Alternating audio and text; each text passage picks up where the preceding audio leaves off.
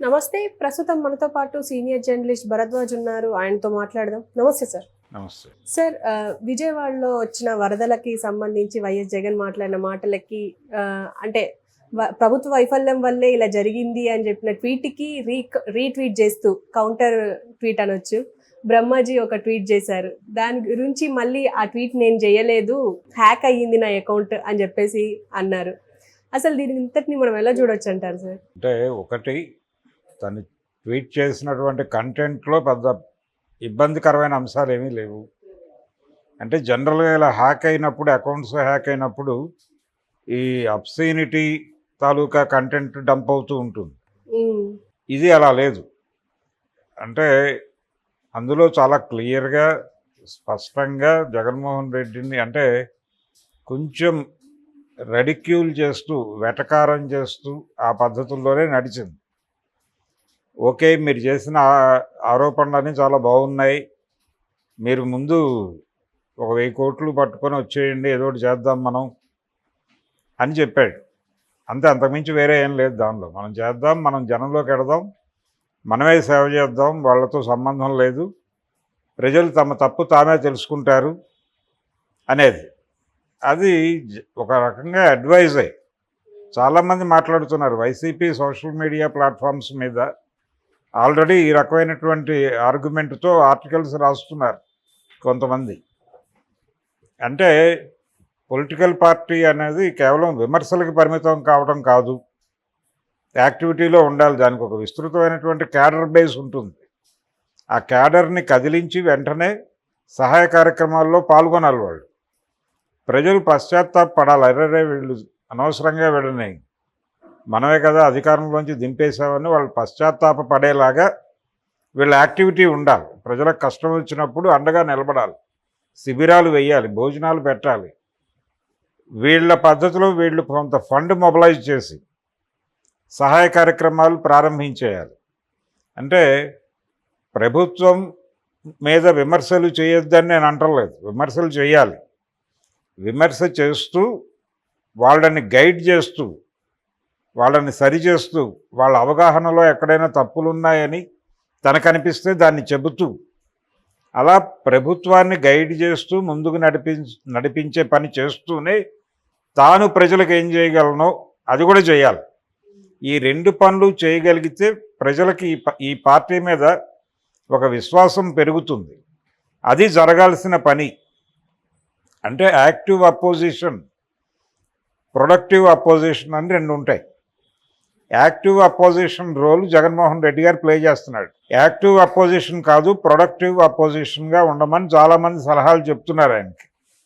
ఆ ప్రొడక్టివ్ అపోజిషన్గా ఉండటం అంటే ఇదే, సహాయ కార్యక్రమాలు ఆయనే తీసుకోవటం, ఆయనే స్వయంగా వెళ్ళి బాధితుల తరఫున నిలబడి వాళ్ళకి అక్కడ శిబిరాలు ఏర్పాటు చేసి, ఒకవేళ అందరినీ ఒక చోటకు తీసుకొచ్చి కమ్యూనిటీ కిచెన్ లాంటిది ఆర్గనైజ్ చేసి ఈ వాళ్ళకి ఆహారం అందేలాగా చూడటం, ఇవన్నీ. అంటే ప్రభుత్వం వెళ్ళలేని ప్రాంతాలకు కూడా వీళ్ళు వెళ్ళి వీళ్ళకున్న క్యాడర్ బేస్ని వాడి ఒక స్వచ్ఛంద సేవా కార్యక్రమంగా నడపాలి దీన్ని. అలా నడపగలిగితే పార్టీ ప్రతిష్ట పెరుగుతుంది అని అందరూ మాట్లాడుతున్నట్టే ఈయన మాట్లాడాడు.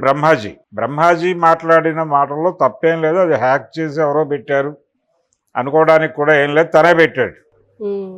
తనే పెట్టాడు. హ్యాక్ కావటం ఇదంతా ఉరికిరే అతను. అంటే ఇదేదో కొంచెం పొలిటికల్ వార్ జరుగుతోంది ఆంధ్రాలో, వైసీపీ వర్సెస్ టీడీపీ ఘర్షణ జరుగుతోంది. ఈ ఘర్షణలో తను వైసీపీ స్టాండ్ తీసుకున్నట్టుగానో లేకపోతే టీడీపీ స్టాండ్ తీసుకున్నట్టుగానో ప్రపంచానికి అర్థమైతే ప్రమాదం అనేది అతను భావిస్తున్నాడు. ఇందులో జగన్మోహన్ రెడ్డిని కొంచెం చురక వేశాడు. ఆ చురక వేయటం ఏమిటి అంటే, నువ్వు 1000 కోట్లు పట్టరా, మనం ఏదో ఒకటి చేద్దాం అని చెప్పటం.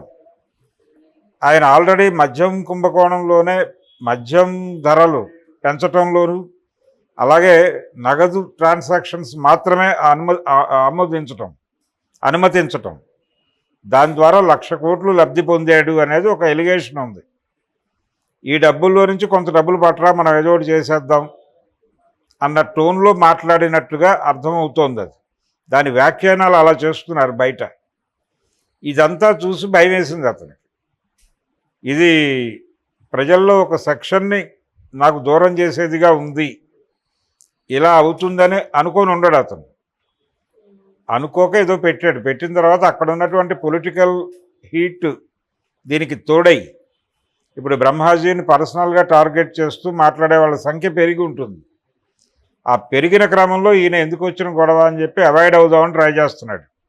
ట్రై చేస్తూ అది నాకు సంబంధం లేదు, ఎవరో హ్యాక్ చేసి పెట్టారు, నా అకౌంట్ హ్యాక్ అయిందని గగ్గోలు పెడుతున్నాడు. హ్యాక్ అయితే ఇలాంటి కంటెంట్ రాదు. హ్యాక్ అయితే వచ్చే కంటెంట్ ఏమిటో అందరికీ తెలుసు. కానీ ఇది చాలా సటిల్డ్గా సెటైరికల్గా ఉంది. ఇంత సెటైరికల్గా హ్యాక్ చేసిన వాళ్ళు బెటరు. ఒకవేళ హ్యాక్ చేశారు అని కనుక అతను సీరియస్గా చెప్తే హ్యాక్ చేసిన వాళ్ళు వైసీపీ వాళ్ళు అనుకోవాల్సి వస్తుంది. కానీ కమెంట్స్ మాత్రం మీరు టీడీపీ వాళ్ళకి పాస్వర్డ్స్ ఇచ్చేసి ఉంటారు, అందుకే ఇలా పెట్టి ఉంటారు అని చెప్పేసి కూడా అంటున్నారు. టీడీపీ వాళ్ళు టీడీపీకి అనుకూలంగానే పెట్టాడు. ఆయన జగన్ మీద రెడిక్యూల్ చేస్తూ దాడి చేశాడు. బ్రహ్మాజీ అకౌంట్లో వాళ్ళు పెట్టే అవకాశం ఉంది కదా. ఒకవేళ హ్యాక్ చేసుంటే టీడీపీ వాళ్ళు హ్యాక్ చేశారని చెప్తున్నాడా బలంగా? పోనీ టీడీపీ వాళ్ళు హ్యాక్ చేశారు అని చెప్తే వైసీపీకి తోడ్పాటు అందించినట్టే. సో టీడీపీ వాళ్ళు దాడి మొదలు పెడతారు, మేము హ్యాక్ చేయటం ఏమిటి అని.